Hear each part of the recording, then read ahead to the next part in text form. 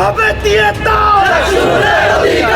নির্বাচন হওয়ার কথা ছিল, কিন্তু বড় আফসোসের বিষয় 5টা বিশ্ববিদ্যালয়ে টানা হারের পরে একটি বিশেষ ছাত্র সংগঠন তাদের নিজেদের বিভিন্ন কলাকৌশলের মাধ্যমে এই শাকসু নির্বাচনকে তারা বানচাল করার জন্য চেষ্টা চালিয়ে যাচ্ছে। আমরা বড়ই হতাশার সাথে লক্ষ্য করছি, তারা নিজেদেরকে ছাত্র বান্ধব সংগঠন বলে দাবি করলেও তাদের কার্যক্রমের ভিতরে, তাদের কর্মসূচির ভিতরে ছাত্র বান্ধবতার কোনো পরিচয় আমরা দেখতে পাচ্ছি না। তারা সাধারণ ছাত্র সমাজের আশা আকাঙ্ক্ষার বিপরীতে এই অবস্থান নিয়েছে।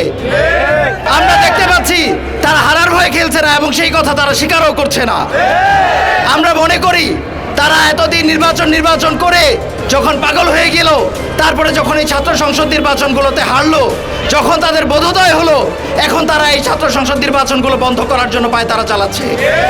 আমাদের ভয় হয় তারা যখন 12ই ফেব্রুয়ারি দেখবে তাদের পরাজয় অত্যাসন্ন, হয়তো তারা 11 তারিখ বা 10 তারিখ বলে বসবে আমরা এই নির্বাচন মানি না।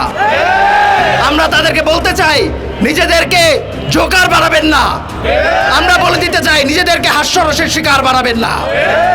আমরা ছাত্র দলের ভাই বন্ধুদেরকে সরাসরি নাম উচ্চারণ করেই বলতে চাই, আমরা আপনাদেরকে শত্রু মনে করি না।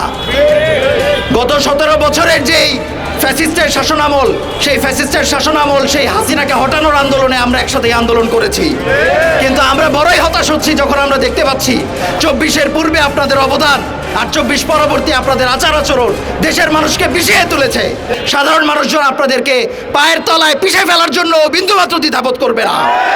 আমাদেরকে বিভিন্নভাবে ভয়ভীতি দেখানো হচ্ছে, নির্বাচনকে সামনে রেখে বিভিন্ন রকমের হুমকি ধমকি দেওয়া হচ্ছে। আমরা বলে দিতে চাই, আমরা এই হুমকি ধমকির পরোয়া না, আমরা এই হুমকি ধমকি থেকে ভয় পাওয়া সবকিছু সেই 24 জুলাইয়েই ফেলে এসেছি। এরপরে আমাদের মধ্যে বিন্দুমাত্র কোনো ভয় ভীতি আর নাই। আল্লাহ রাব্বুল আলামিন আপনাদের এই উপস্থিতিকে কবুল করুন।